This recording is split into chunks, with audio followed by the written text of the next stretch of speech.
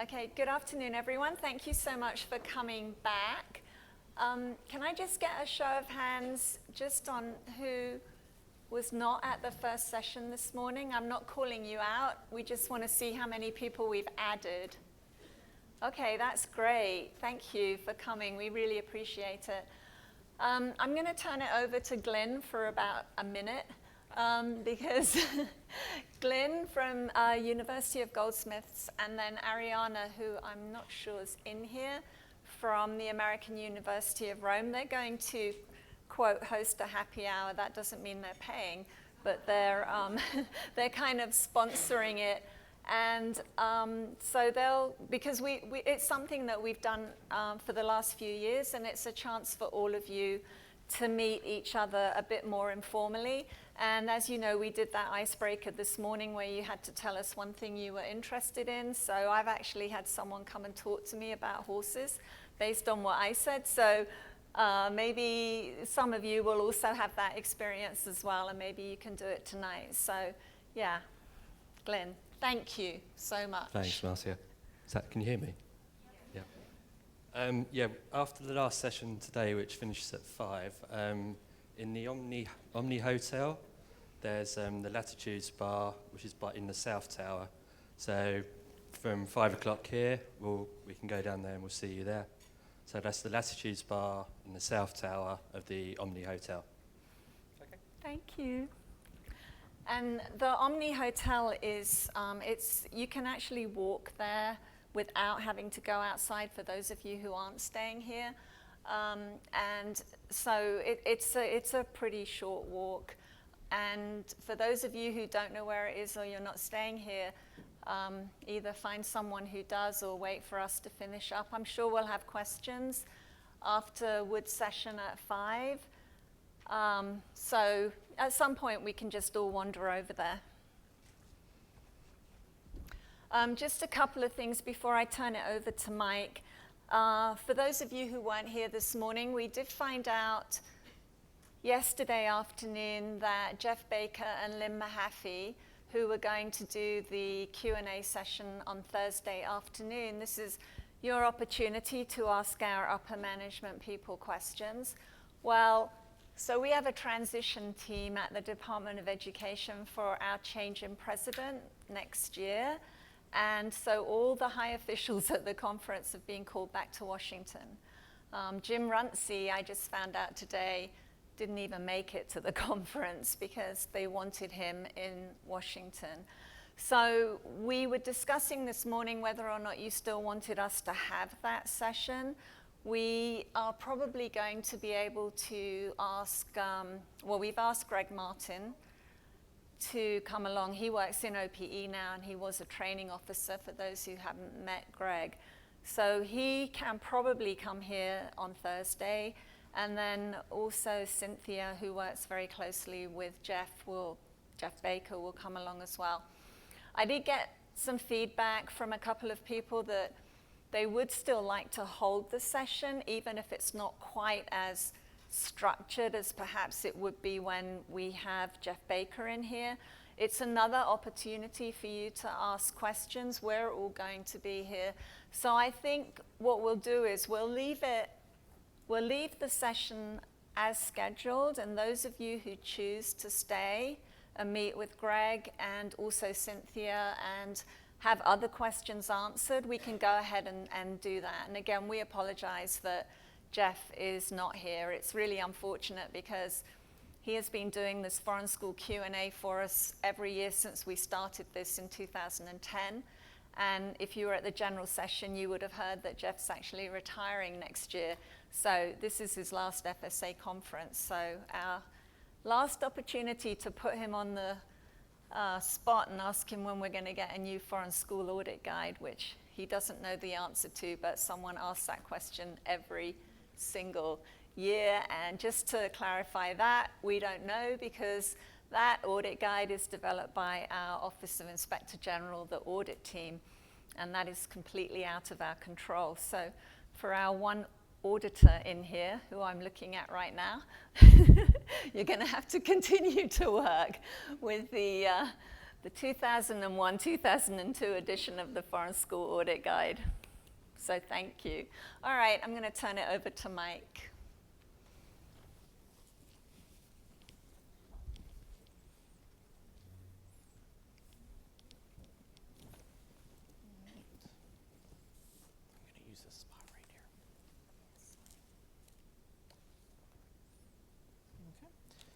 Welcome back, everybody. Did everybody get a chance to go to the first general session this morning?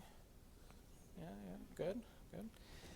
All right, so this next session, navigating IFAP and completing the electronic application, we're going to cover a couple of different topics. I'm going to start out talking about navigating IFAP. We're going to see how this goes. It's going to be me trying to surf the internet while standing up here talking. And then Marcia is going to go over some information that we referenced this morning, including institutional eligibility, compliance audits, financial statements, all the other core functions of our team back in Washington, D.C. I know Marcia asked earlier, but again, I'll ask just a little bit differently. How many of you here, is this your first time conference, you're brand new to U.S. federal financial aid? Okay, good, a whole bunch of you. We like to see a lot of hands come up when we ask that question. This first part of the presentation especially is for you if you're brand new. And the rest of it will also be informative if you're new. But the first part, navigating IFAP. I had mentioned in the previous session that one of the things that we do a lot of is case-by-case technical assistance, answering questions about student loan eligibility, program eligibility, institutional eligibility, and we answer a lot of questions that come into us during the day and during the week, and a lot of times what we do is we will push you back to our IFAP webpage or provide links to our IFAP webpage. And there's two different web pages. If you don't have them bookmarked or saved as a favorite on your desktop, we recommend that you do so. There is the department's general IFAP webpage, and IFAP stands for Information for Financial Aid Professionals.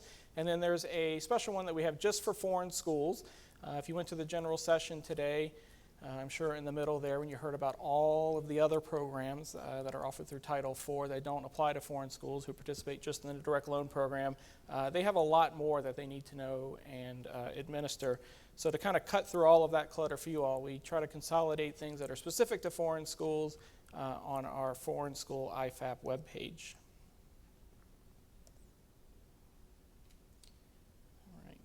And so what I wanted to do was just go through a couple of important links here to show you what we have and where you can go to as a first line to answer any questions that you might come up with during the course of administering Title IV aid. And the first one I wanted to show you is the Foreign Schools Handbook. So you might be familiar with the Student Aid Handbook, which is hundreds and hundreds of pages. It covers topics related to Pell Grants and all sorts of programs that don't apply to you. But we did create a handbook last year specific to foreign schools, and you can find that on our Foreign School IFAP webpage by clicking here. So it was developed last year by Wendy Macias in our Office of Post-Secondary Education, and then just this year it was recently updated. This is actually a good one you can even print. The main handbook, you probably want to reference online because it's hundreds of pages. This one I think is about 65 pages. So if you're a paper person, you can go ahead and print it and keep a copy on your desk. And this was actually just updated in the last couple of months. So we got a lot of comments from foreign schools regarding the handbook, things they would like to see, clarifications that were necessary. Those were incorporated into this most recent version of the handbook. And you can start on page I-4. You can see all of the things that were changed for this year. One of the important highlights, and this is something that my colleague Carla over here worked on, is she developed what's called an FSA crosswalk. So one of the most common pieces of feedback we get is that the current handbook for all Title IV schools, domestic and foreign, is a bit overwhelming. So how do you know what applies to you and what doesn't? And so we went through the handbook, Carla went through the handbook and took out each chapter and subject.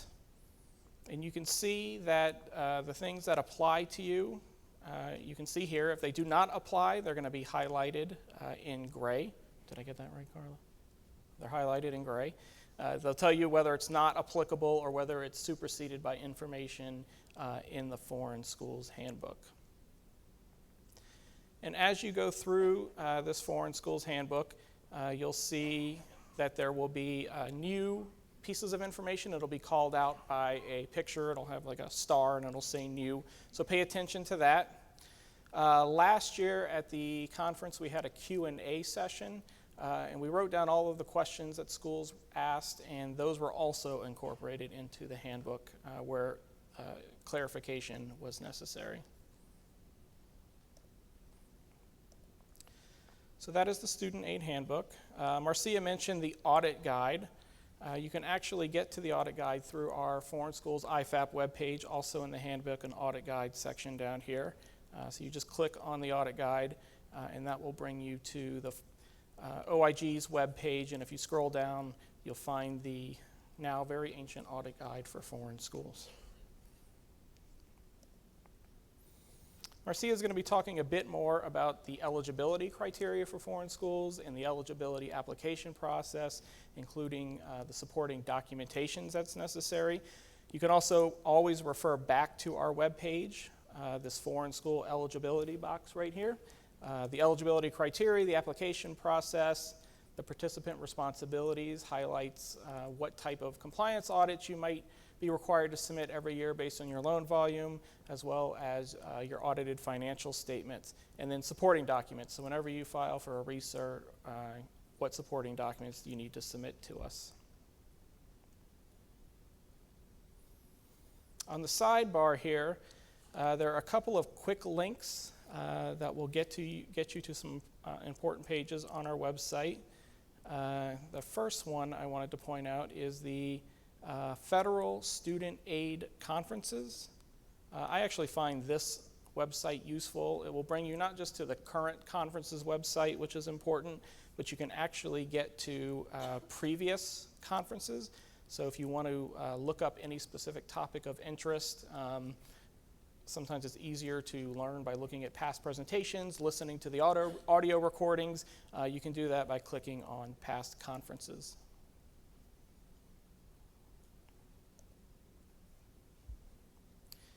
You can also get to our FSA coach for foreign schools by clicking on that link under the training and conferences. Can I get a show of hand of how many people have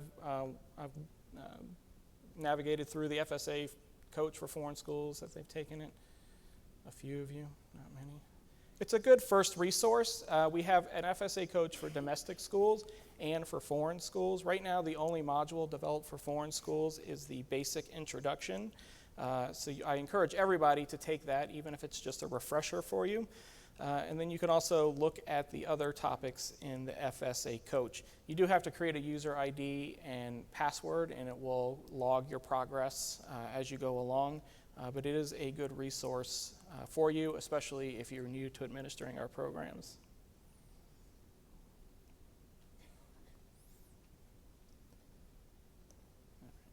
So moving on to our main IFAP webpage, information for financial aid professionals.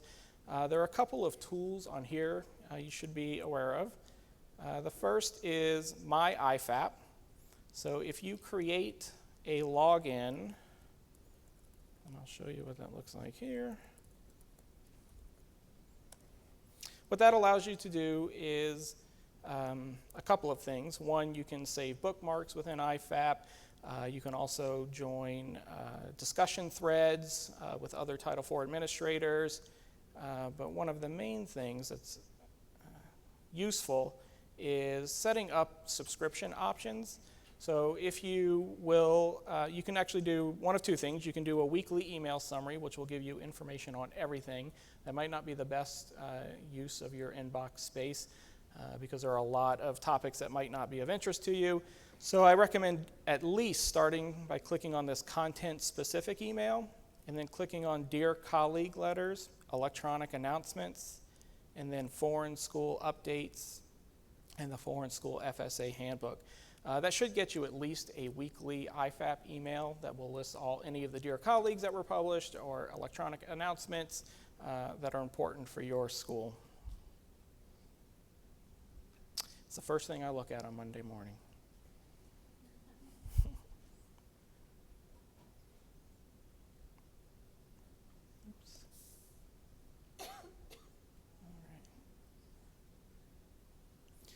Also, on the main IFAP webpage, you can, of course, get to the current handbook. Again, it's a bit unwieldy to print out, but it's nicely organized on here. You're always going to find the latest handbook. It is often published in pieces, so as it's just coming out, you might only see a couple of volumes on here, but you can get to the most recent handbooks up here by clicking on the archives.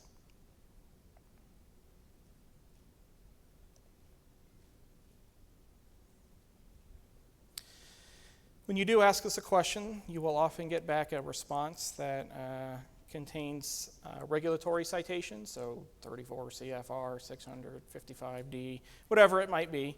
And if you're, I know at least I try to provide a hyperlink when I do that in case you want to reference it. But for those of my colleagues who are maybe not so nice,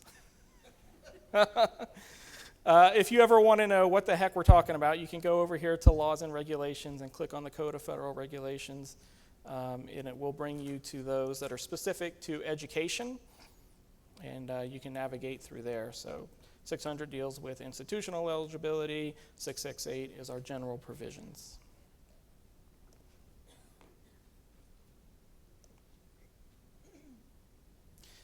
And if you're really a sucker for punishment, you can actually go through and read the statute and click on the applicable laws down here by clicking on the U.S. code. Anybody done that? No? I have a homework assignment for you. All right, let me see if I've touched on everything I wanted to highlight here. Right, so the only thing that I did not mention was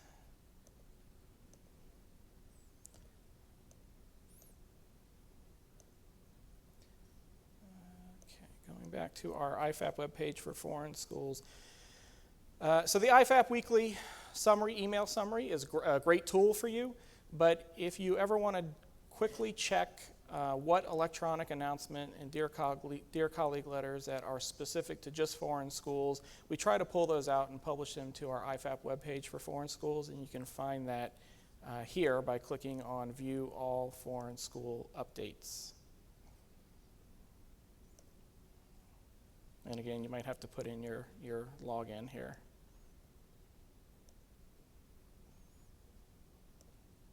Okay.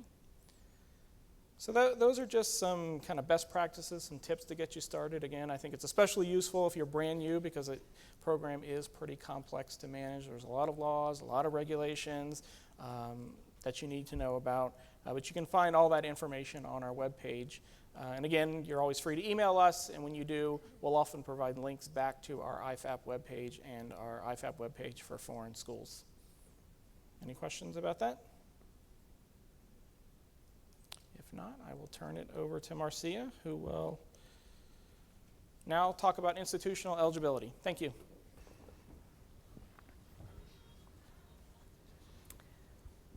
Thank you, Mike. That was really good. I actually learned a few things. Apparently, I haven't been looking at IFAP enough. So I guess I've got homework as well. So the rest of this session, we wanted to cover most of what you need to know in terms of applying and keeping your Title IV eligibility. Because as you know, once we let you into the program, that's not the end of it. We then continually expect you to provide us with reports and keep up to date with all our laws and regulations.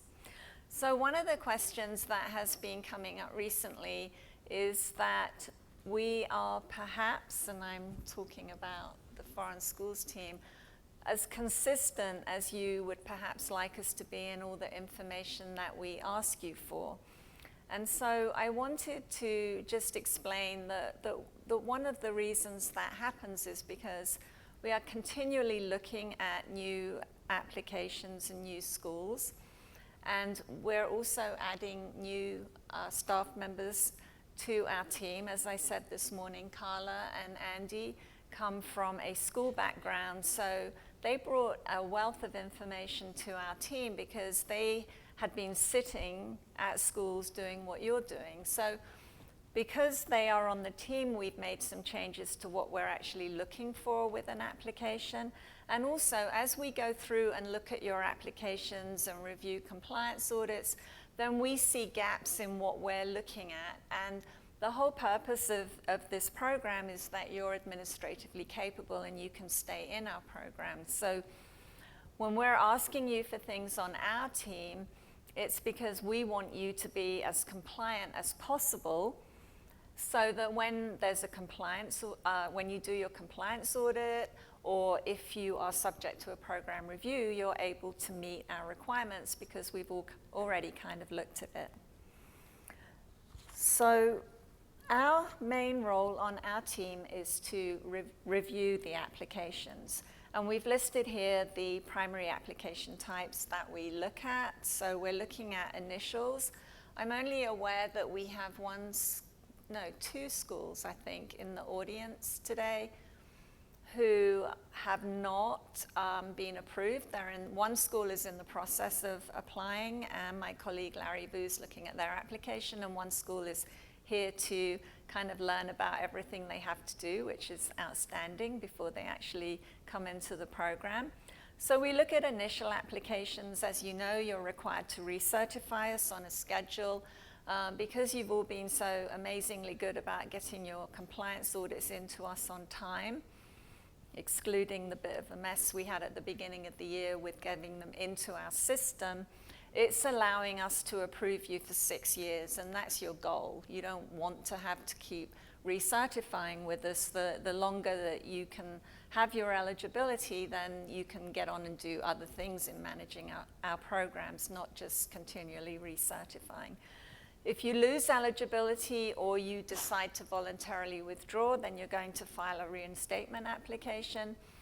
If you lost eligibility, then you would have to cure whatever the reason is that you lost eligibility before you could come back into the program. And then we have updates and mergers and change in ownership. So the update application, I've already had a few questions about this because we have a requirement that you submit your changes to us within 10 days. So most of you are really, really good about doing that. We've been drumming it into your head every time you come to a conference with us. And then you don't hear anything from us for, can be quite a long time. And I do apologize for that. We do have a very small team of people. In fact, I think we've just got Larry in Washington right now. Okay, so we've got 2 people in Washington and a new program support assistant, and we lost our manager, Barbara, so we're shrinking, and we have another employee that we need to replace as well. So although our primary function is applications, we also answer loads of technical questions that just run the gamut of every aspect of this program on a daily basis. I think Mike said, 90 a day? I don't know if it's that many. We don't have a number, but it is a lot. And the more that you come to training, the more involved your questions get. So you're kind of training us as well, because some of it we have to sort of go back and research and discuss. Excuse me.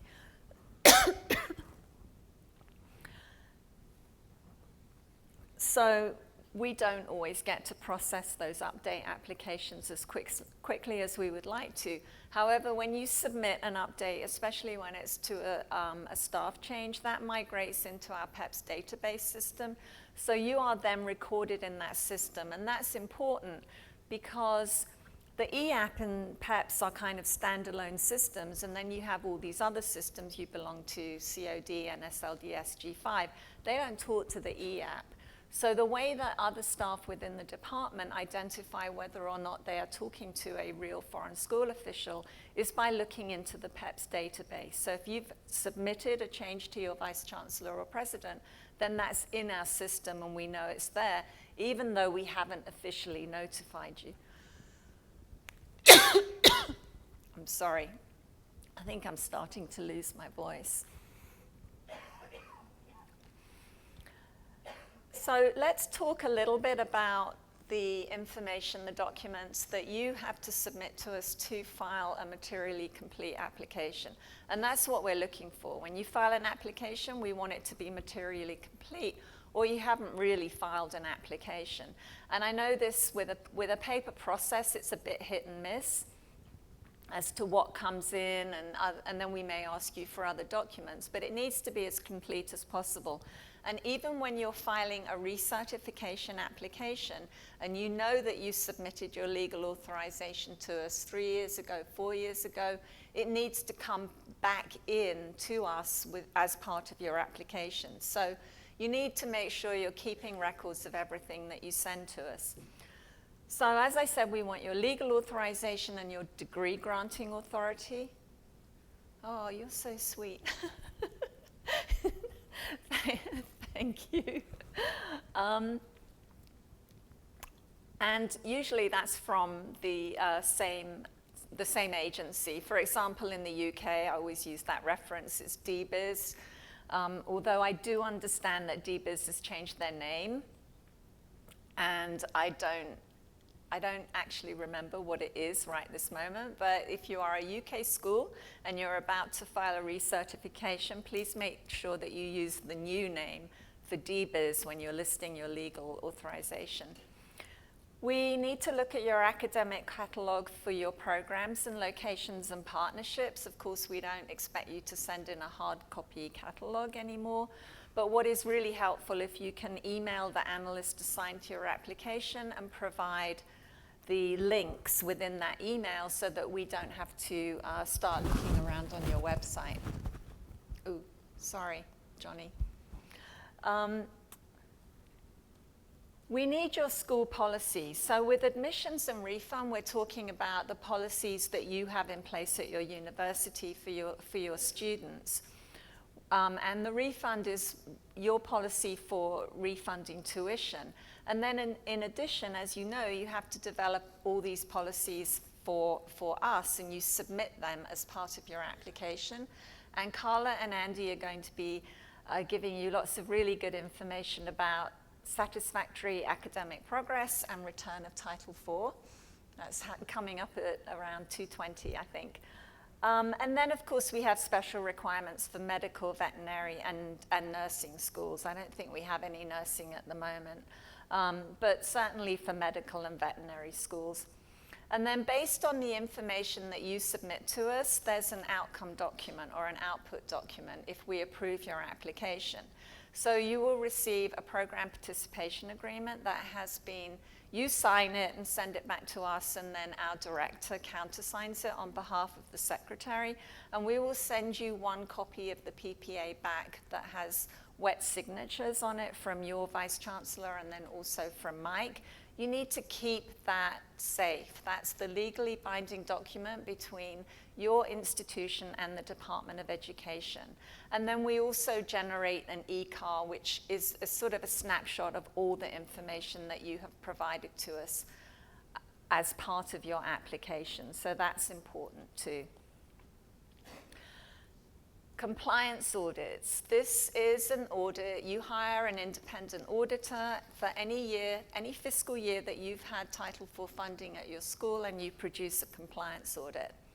If you are a public and private nonprofit institution, it's based on the amount of Title IV funds that you received during the fiscal year. So if you are under 500,000, you are going to submit the alternative compliance audit. If you are over 500,000, then you submit the standard compliance audit. As we've already mentioned, we don't have an updated foreign school audit guide, so you need to use the one, or your auditor needs to use the one that's published out there. For-profit institutions always have to provide the standard compliance audit. So Secretary's discretion covers a couple of issues. If we determine that you've submitted an alternative compliance audit because you are under 500,000, and that's what you're allowed to do, but we we have identified problems with your administration of the program, then we may ask you for that year to submit a standard compliance audit instead of the alternative. I don't think we've ever done it, but we can do that. And then secondly, within our regulations, there is Secretary's discretion for submitting a compliance audit once every 3 years if you meet certain requirements. However, and we have had a few, not very many, but maybe 2 or 3 foreign schools ask us for this exception, and we have never said yes to that, to granting that exception. And part of that reason is because our role is oversight. We're tasked with safeguarding the taxpayers' money that fund this program. So it's just not something that anyone has actually been comfortable doing, and so we haven't done it, but it is there in our regulations.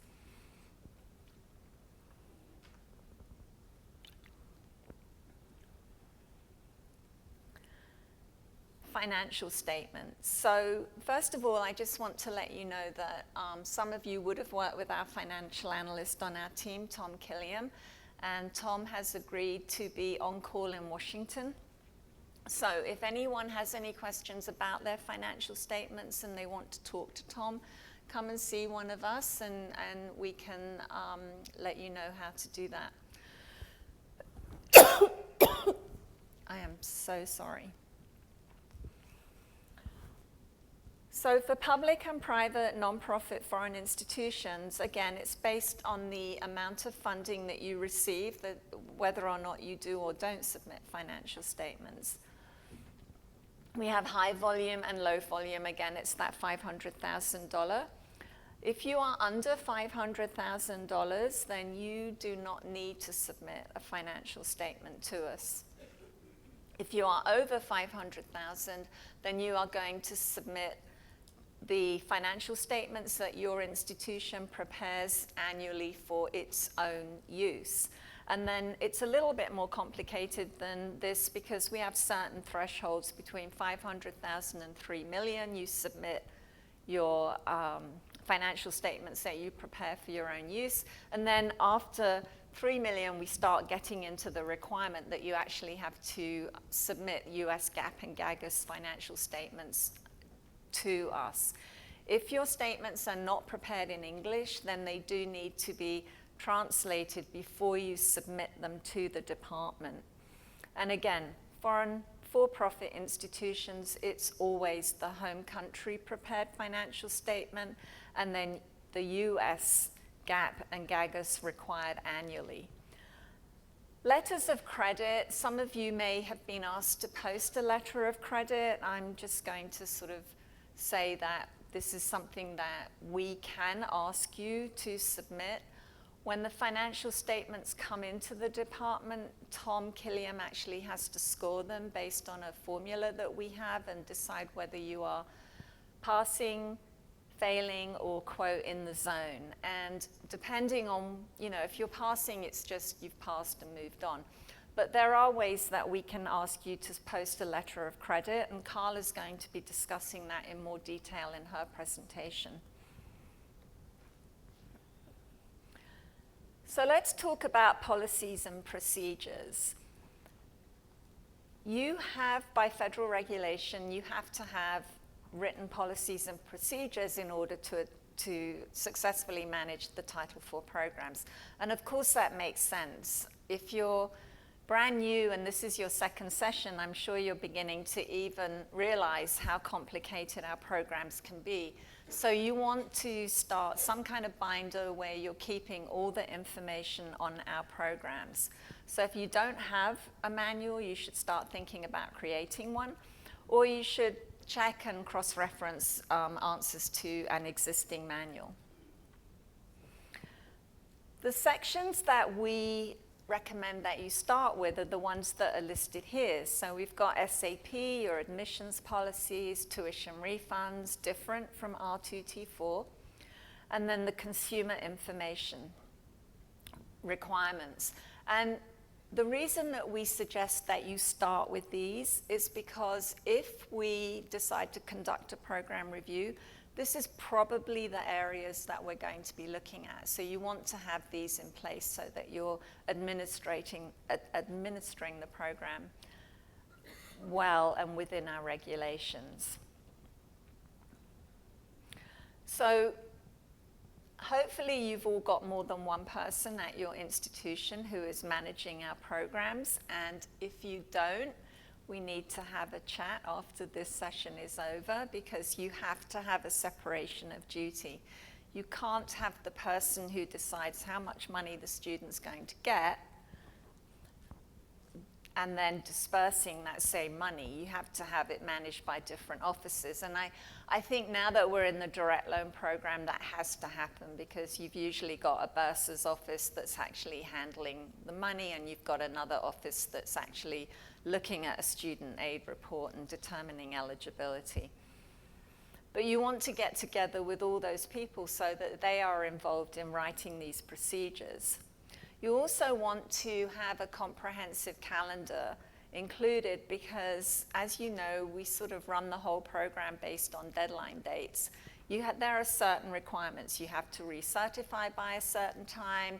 You have to disperse money after you've downloaded it from G5 to students. So you want to have that information in your policies and procedures. And then you want to be reviewing and updating your manual from time to time. And then you also need to make sure that you're training your staff and that you have a backup person or people to run the program if you're not there. So if something happens, you become sick, or you know you're going to be out on an extended vacation, you need someone in there managing the program, and you want them trained prior to you going out. And especially if it's like a sudden departure from the office, you want to know that someone can come in and pick up everything and run it successfully. So in terms of conflicting data, you also want to make sure that everything that you're getting from students is matching. So for example, if you're looking at a student aid report and the student aid report says that this student's never earned a bachelor's degree, but you have the admission that you require at your institution, and it says that they have, then you want to make sure that you're matching that up. I realize that's a very simplistic example, but you want to make sure that you're not just sort of glossing over things where you've got two documents and they say completely different information.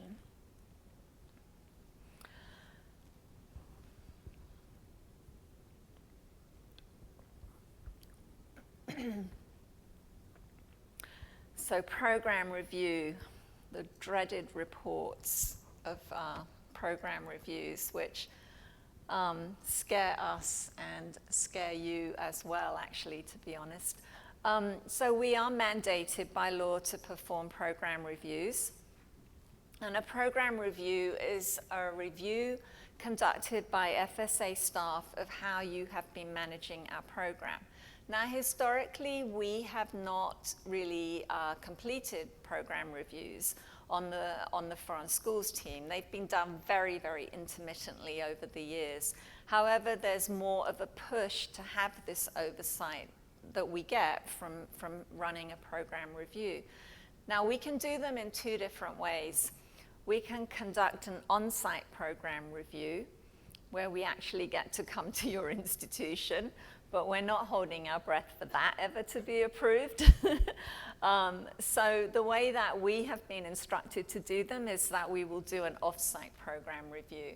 So what we do is we prepare a letter and we send that to your institution, and then we tell you the information that you're going to need to provide to us. Now, we can do a focused or a general program review. A focused program review, we're going to pick out certain elements of how you manage our program, and we're going to ask you for the supporting document, and that's what we're going to look at. With a general program review, it means we're going to look at absolutely everything. Based on the information that we've asked you for and that you provide to us, we may do an expanded file study, which means we might come back to you and ask you to provide us with more information. You always have the opportunity to respond to the program review report once you receive it. So anything that you don't agree with, you can certainly, there's an official way for you to let us know. And then Ed will, that's us, will actually consider those responses in our final program review determination. So if we determine that we are going to assess liabilities against your school, we never assess them as a punishment. They are always assessed because, as I said earlier, the funding for the direct loan program comes from the American taxpayers. So our role is to make sure that all this money that funds the program is managed as it should be.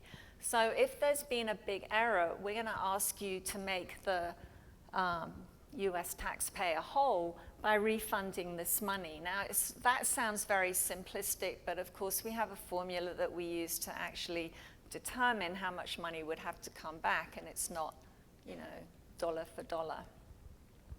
And you also have a right to appeal the liabilities if we assess them.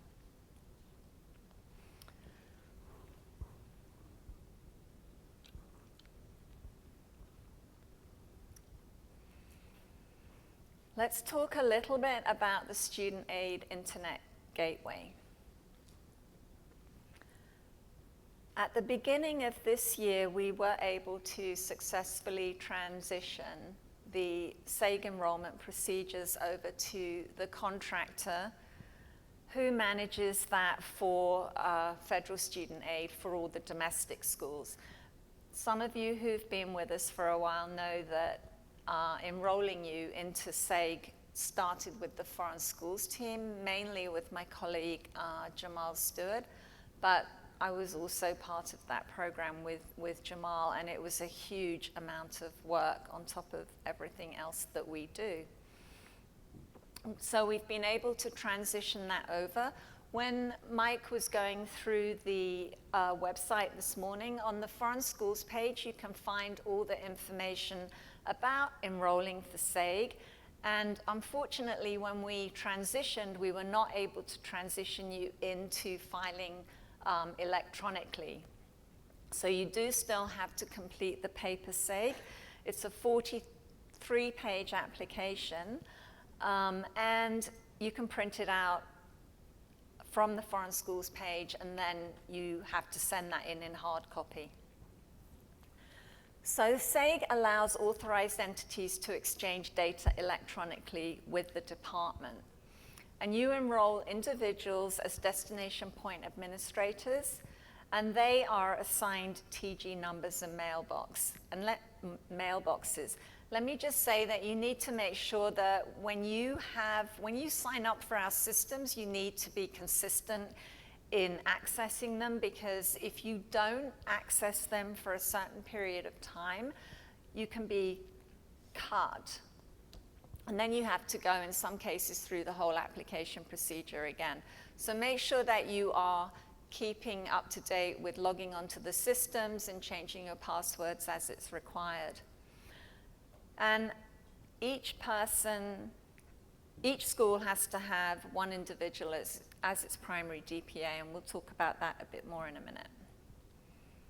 So again, it's a Title IV compliance requirement that you enroll in SAIG. There's no other way for you to administer our program. That's how you determine the money that you're going to give your students. It's how you pull down money from the US Treasury through G5. It's how you refund money to G5. So you're going to use your FAA access or SAIG mailbox to exchange FAFSA data or ISA data with Ed Central Processing System. And if there are any questions about that, I'm going to have Carla answer them, because Carla understands these systems really, really well. So you use SAIG for the COD, the Common Origination and Disbursement website, to exchange award and disbursement data for direct loans. And then you also submit to the National Student Loan Data System, NSLDS, student enrollment records, and NSLDS transfer student monitoring records. If you haven't discovered yet, in our resource center, we will have people there from COD and from NSLDS. So if you have anything that you are struggling with when you're accessing your reports, I had one school official tell me already this morning that there's something that needs to be cleared up from 3 or 4 years ago. The person is no longer at the university, and the person who is speaking to me doesn't really understand what the issue is.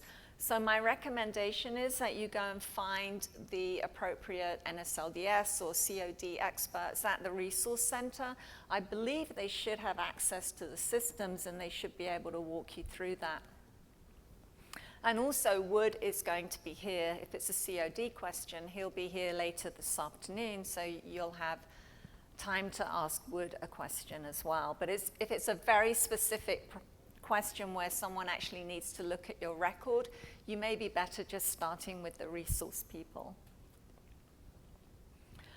So when you're enrolling for SAIG, what you will do initially is you will establish a primary DPA with all services. That's required. And the DPA, the primary DPA, is the person who can give other people at your school access. So the second step is you're going to designate a secondary DPA. You have to have a secondary DPA because, as I said, you need a backup if you're not there. You can sign people up if you're the DPA for all online services, COD, FAA access to CPS and NSLDS. And for some reason, I thought this next line was really important because I have it there twice, but I'm not sure why. So COD online and NSLDS online only. I think that was a goof. All right, so here are the errors that we used to see, Jamal and I, when we were reviewing your SAIG forms, and they are still finding this at the contractor when they're working with you. So don't submit photocopies of signature pages because they can't do anything with them, and you'll be told that you have to resubmit them. And because you're usually sending your information by courier, you don't want to have to pay courier fees twice because you didn't send us an original signature. That pretty much goes for anything that you send us in paper that needs a signature. It has to be an original signature, like your Section L on the IFAP. As I mentioned, not designating a non-primary DPA to serve as a backup to the primary DPA. And then password sharing and sharing system access. Please don't do this.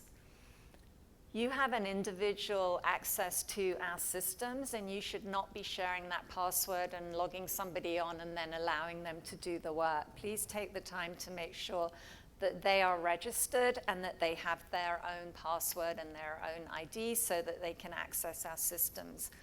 There is a huge amount of personally identifiable information in our systems, and if you've logged one of your friends on or a colleague and you're allowing them to use our system and they go poking around in records that they shouldn't be looking at, or they totally goof, then we think you're doing it because it's your ID that you've allowed them to use.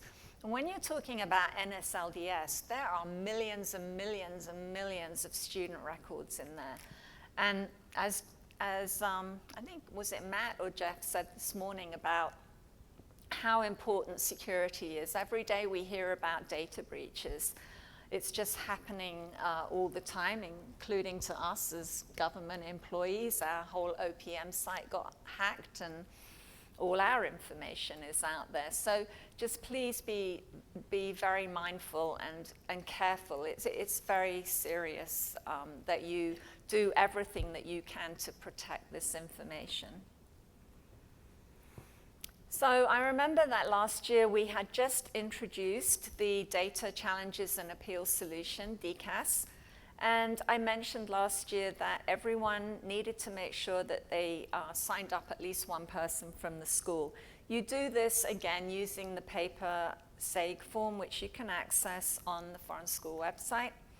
DCAS currently supports gainful employment challenges and appeals. I know this is not relevant to many of you in here because the gainful employment regulations, the gainful employment programs come with a lot of regulatory requirements in terms of what you have to do to have those gainful employment programs approved and to keep them eligible, and there's a lot of information you have to publish on your website. So a lot of foreign schools who are offering degrees decided that they would not offer the gainful employment programs. In some cases, American students, they want to come to your institutions to earn a degree. It's quite rare that they will want to come for a certificate or a diploma program.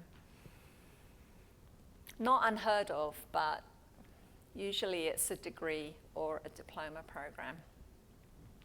So the future expansion of DCAS is also going to include cohort default rates. I don't think this has happened yet, but this will be where you will submit appeals to the cohort default rate. We send you your draft cohort default rates in February or March, and that's your one opportunity to review the data and submit corrections. So if there's a student on your cohort default rate that you've never heard of, then you want to make sure that you work to have that student removed. Once we publish those final default rates in September, that's it. Nothing else can be changed at your institution. So please do pay attention when you get the cohort default rates. And as I'm saying, at some point, you're going to be using DCAS to make those challenges. So two-factor authentication, I know those of you in the program know all about this, but we have a lot of new people in here. So you're required to enter two forms of authentication to access FSA systems. The first factor is your user ID and password. And the second factor currently is it's a token that generates a one-time password. So some of us are still using the little tokens that generates that number for you. And there's a way also to download a soft token so that you can just get it from your phone whenever you want to use it. It's whatever is simplest for you to use. Integrated partner management. I know that Mike spoke briefly about this new system that will come on board, we're hoping next year. When the EAP and the PEPS database, you don't see PEPS, but all your information goes into PEPS. Those two will be going away. They're very, very old systems, so they're a bit wobbly anyway. So the IPM system is going to allow you to send everything to us electronically. You will upload everything. So we don't, as I said, exactly know when this is going to roll out. There is a session here at the conference on IPM, but they are not doing hands-on. So I'm not sure if it sort of interferes with our sessions, but if you really are interested, you could look at that session, or as Mike said, all our sessions, the PowerPoint presentations are posted online now, and the recordings will be available probably towards the end of the week next week.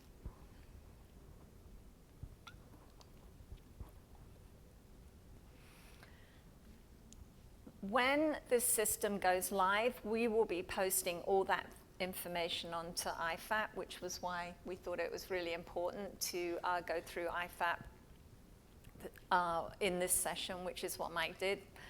And there's going to be training on how to actually manage IPM once it comes live. I think we'll probably be doing webinars. I don't think we'll be flying around the world showing you how to use it, which would be nice.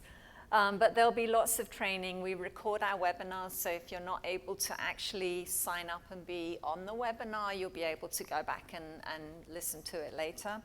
So the target time frame for the group who's producing IPM is 4 to 6 weeks. The training will start before go live. And we, as I said, we don't know when that will happen, but right now they're talking middle of next year. So that brings me to the end of my presentation on this issue. Again, we've got the contact information for you. Does anyone have any questions? And I know we haven't given you mics to use. We can certainly pass a mic to you. If not, we'll take the question and just repeat it. How are we doing for time? Oh, okay. So we've got some time for questions. Yeah. It's very specific.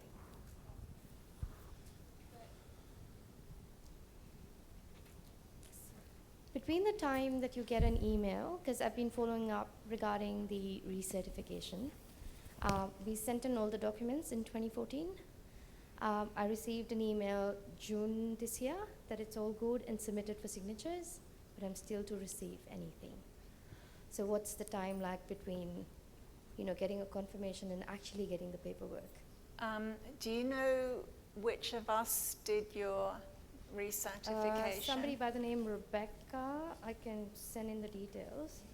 Sorry, what was the name? Rebecca. Rebecca. Yeah. We don't have anyone called I can actually provide you the details. Okay, are you sure it's the recertification, the Yes. electronic application? Yes. And we've been corresponding, I came back in December 2014, so I picked it up from, just the application being submitted. And there were a lot of clarifications, exactly as you mentioned there, in terms of policies and manuals and everything. And we got everything done, sent across, and I have an email saying that it's just submitted for signatures, and we haven't heard back. And which school are you from? La Trobe University, Melbourne. Okay, let's make sure we talk, because I don't know, we don't have anyone called Rebecca on our team. Okay. Again, to address this just as a group, yes, we have a backlog on applications. We try and get to them as fast as we can, which is not very fast sometimes. I think the thing to remember with a recertification application is that we don't penalize you if we don't review your application. So if you are due to submit a recertification application, and remember you do that 90 days prior to the expiration of your PPA. So if your PPA is going to expire in on March 31st of 2017, you need to submit that EAP by 31 December of this year. However, once you've met that requirement and you've submitted your paper copies of your documents, then your participation continues with no interruption. We don't penalize you because we have not had an opportunity to look at that application. I'm just fixing the question because we had to answer to the Vice Chancellor's office, and Hannah gets difficult for us to explain. So I think your question was that your Vice Chancellor is asking you to follow up? Yes. Yeah. And we have given him all the information. We submitted to his office the most updated correspondence, but, he would just say it's your job to follow up, and what's happened. Okay, just make sure you grab one of us and we can look at that for you. Thank you. Sure. Any other questions?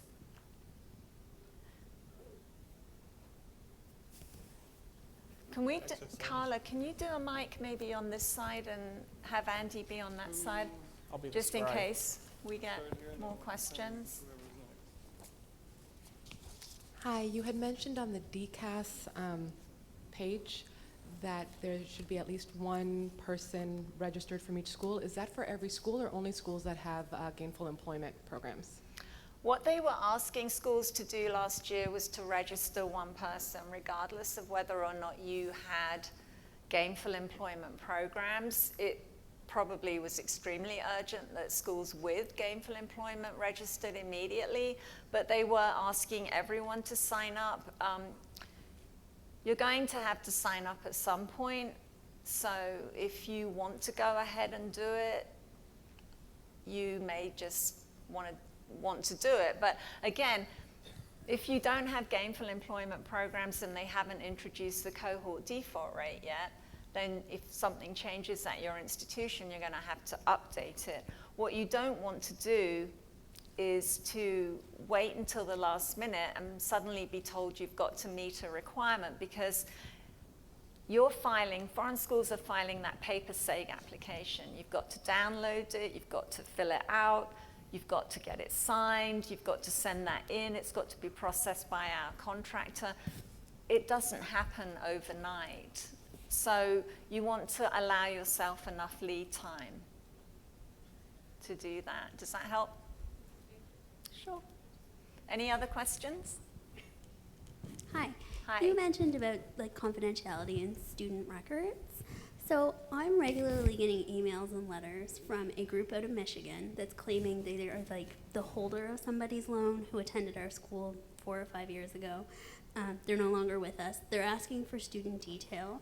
Am I supposed to be releasing it to them? I've tried all of your 1-800 numbers and been all through the different groups within FSA, and no one's been able to answer this question for me about why I'm getting contacted by outside lenders. They're actually sending you like a regular letter, dear so-and-so? By email. So the department contracts with services to manage the student loan portfolio. Without seeing it, it's hard to say whether or not it's legitimate or not. Carla, have you?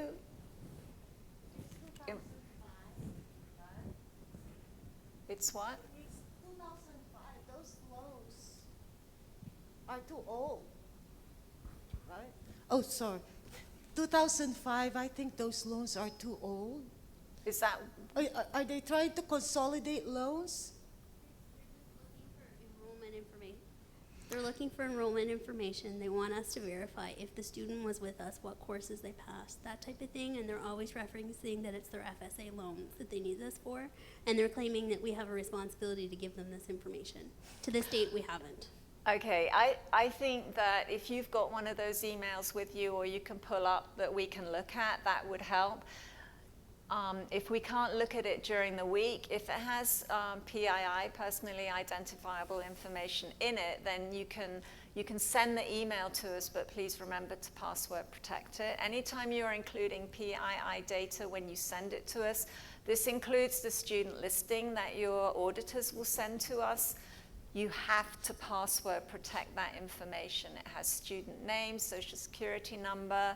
So please be careful with that information. I can't tell you the number of times I get electronic versions of audit reports and 2 pages of student listing with all that information on it, and it's not password protected. So please do that. We also have received those kind of emails from Great Lakes, but they don't put the whole name.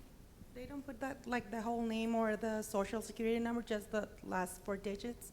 Just requesting the enrollment dates because of the NSLDS and stuff, and it's legit. Well, but at least the person who is in contact with us is legit from Great Lakes. Yeah, I think Great Lakes is probably a servicing contractor. Thank you, Andy. It's my service, so I know that.